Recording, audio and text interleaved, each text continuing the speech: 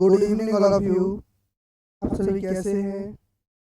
आप सभी का स्वागत है फिर से एक बार आपके अपने यूट्यूब चैनल एसपी सर पर। आज हम डिस्कस करेंगे समांतर श्रेणी को। एकदम बेसिक से हम इसको डिस्कस करेंगे, क्या चीज़ क्या होती है उसको जानने के लिए चलिए चलते हैं हम नेक्स्ट पेज पर। देखिए, सबसे पहले हम जानेंगे कि समांतर श्रेणी का एक रूप होता है, उस रूप किस तरीके से होता है।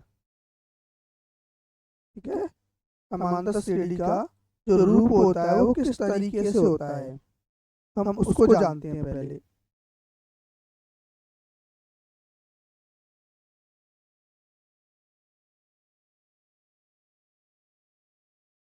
समांतर श्रेणी, समांतर श्रेणी में स्मॉल ए होता है, इसको हम बोलते हैं प्रथम पद।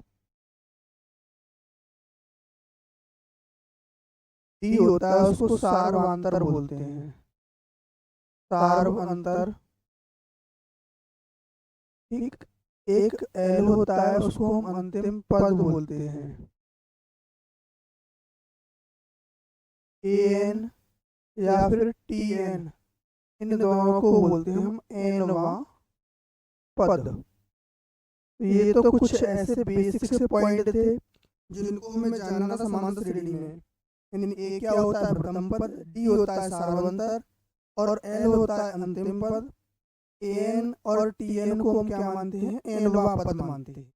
चलिए, अगर हमारे पास कोई श्रेणी है, कैसे लिखी हुई है? A1 A2 A3 dot dot n के फॉर्म में एक समांतर श्रेणी लिखी हुई है। तो सबसे जो पहला पद होता है, ए बराबर होगा A1, इसको हम क्या बोलेंगे? प्रथम पद बोलते हैं। क्या बोलते हैं हम? प्रथम पद। चलिए, अब जानते हैं सेकंड पॉइंट सार्वधातुक क्या होता है। तो सार्वधातुक होता है डी, और डी होता है कि अपने से बाद अपने से पहले वाले में से किसी भी पद को उठा दो। A2 में से A1 घटा दो, A3 में से A2 घटा दो, या A4 में से A3 घटा दो। ठीक है, तब तो निकल के आता है डी। अच्छा, अगर एक और बात पूछ ली जाए कि क्या ये समांतर श्रेणी होगी या नहीं होगी, तो उसके लिए हमें करना क्या होगा?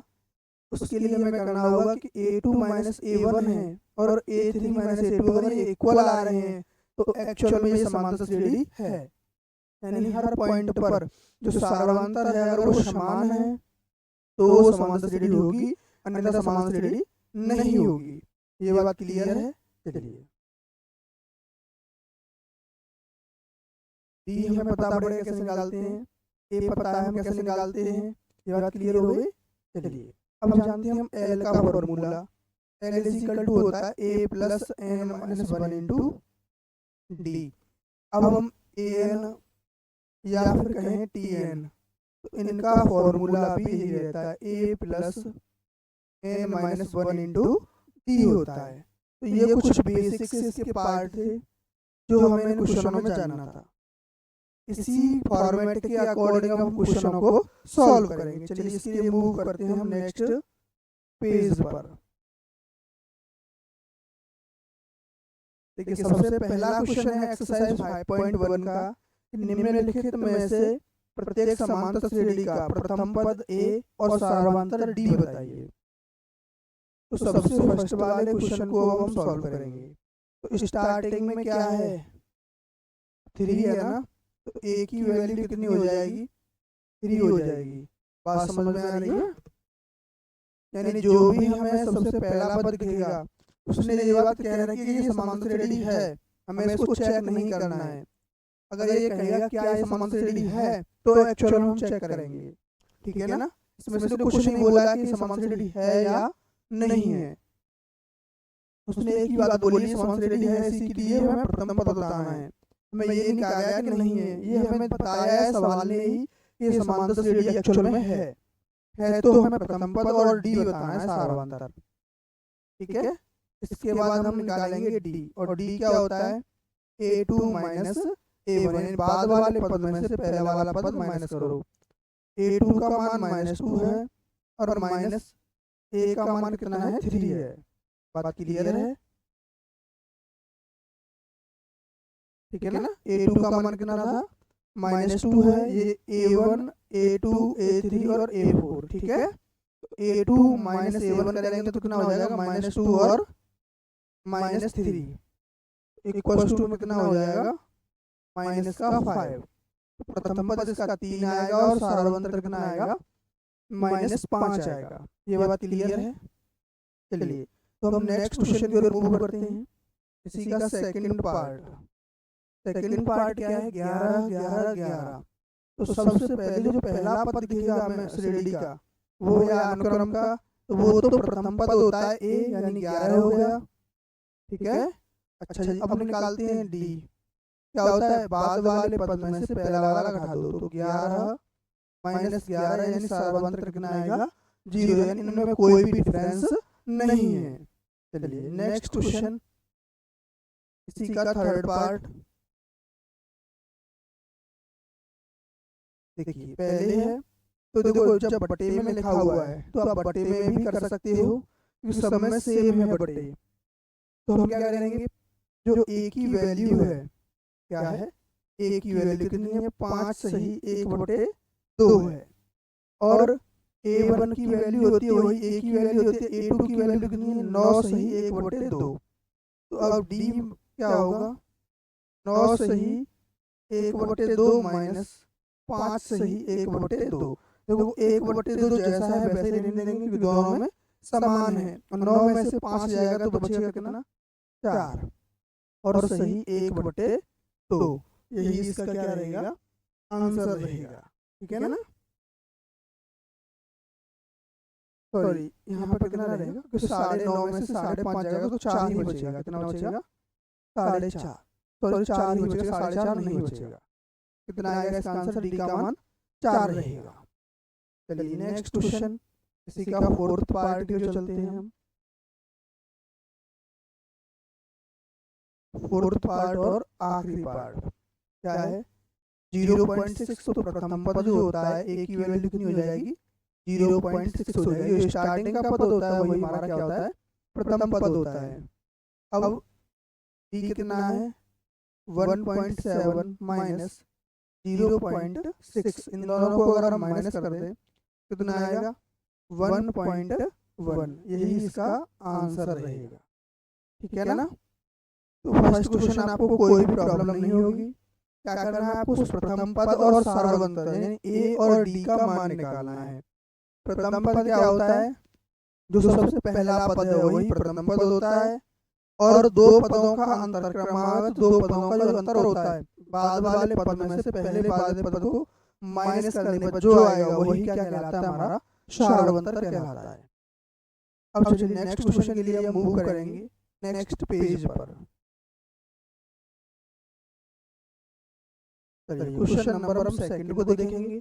इसमें क्या है, निम्नलिखित में से कौन कौन समांतर श्रेणी है। यदि कोई समांतर श्रेणी है तो इसका सारांतर और इनके 3 पद हमें आगे भी बताने हैं। चलिए सबसे फर्स्ट वाला क्वेश्चन है, मैंने आपको बताया था कि सारांतर जब भी आपको निकालना होता है, क्या होता है स्टार्टिंग में, कि सारांतर जब भी आपको ये चेक करना होता है कि श्रेणी जो है हमारी है या नहीं, तो उसके लिए हम क्या करेंगे, 2-3 जगह से सारांतर निकालते हैं। A2 माइनस A1 भी निकालेंगे, A3 माइनस A2 भी निकालेंगे। अगर ये दोनों बराबर आते हैं तो एक्चुअल में समांतर श्रेणी है, अन्यथा नहीं रहती। अच्छा कभी कभी आपको क्या पूछ लिया जाता है, एक पॉइंटर पूछ लिया जाता है, इसके आगे पर बताओ। तो सबसे पहले याद रखना, जो पहला पद होता है किसी श्रेणी को लिखने का तरीका होता है, वो क्या होता है, A, A plus D, A plus 2D plus, sorry comma रहेगा यहाँ पे,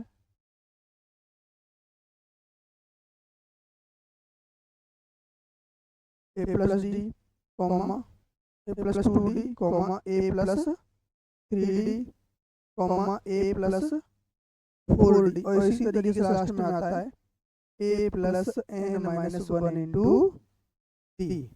इससे क्या होता है, इससे आपको ये है जो n-वां पद हम बोलते हैं, an या tn या l को सबसे लास्ट में होता है, यही क्या बन के आता है, इसका फॉर्मूला बन के आता है। तो हमें याद रखना है पहला पद a होता है, दूसरा a प्लस g होता है, तीसरा a प्लस 2d होता है, चौथा a प्लस 3d होता है। उसके बाद जो भी नंबर आता है, जो सा पद पूछा जाएगा वहाँ d में एक मान कम कर देते हैं। ये बात समझ में आ गई।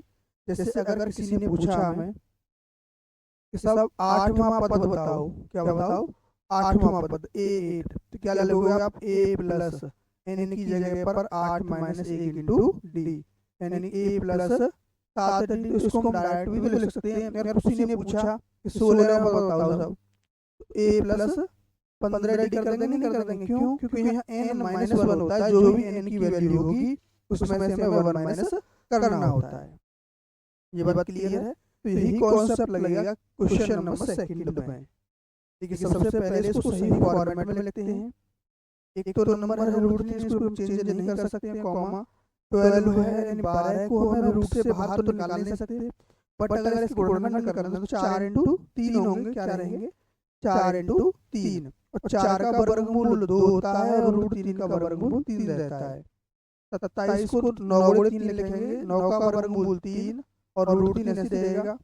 अब 48 आएगा, तो कितना आएगा 48, 16 3 48, यानी कि 16 का वर्गमूल 4 और root 3, dot dot dot dot इस तरीके से चलता जाएगा।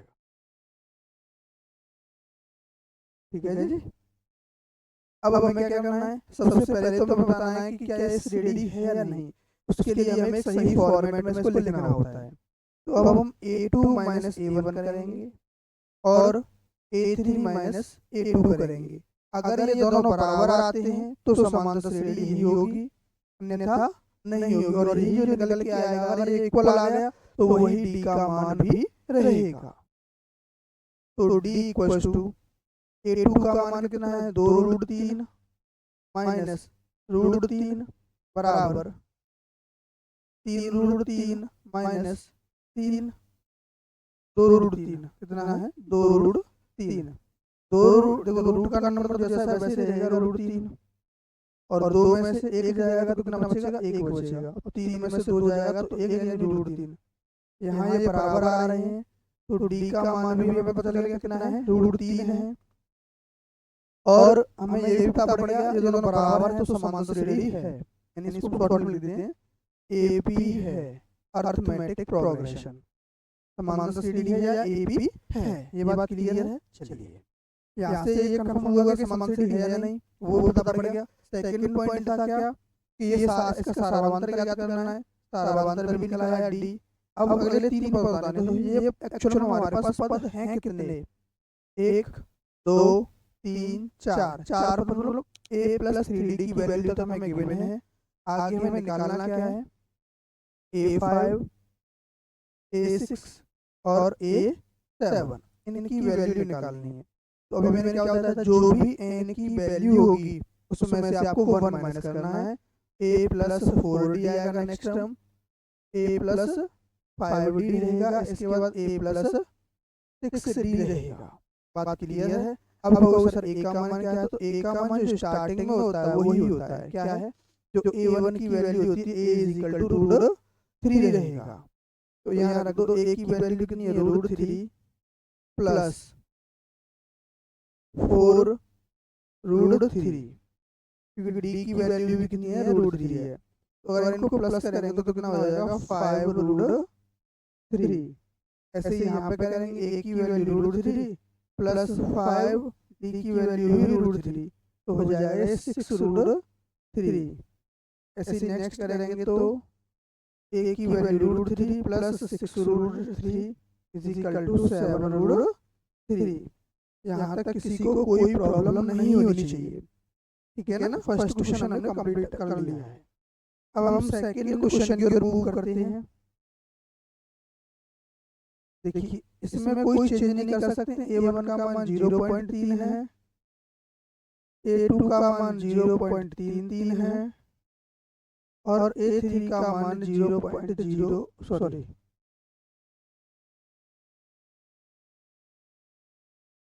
को थोड़ा सही वे में लिख देते हैं, आपको क्लियरली शो नहीं हो रहा होगा। ठीक है ना।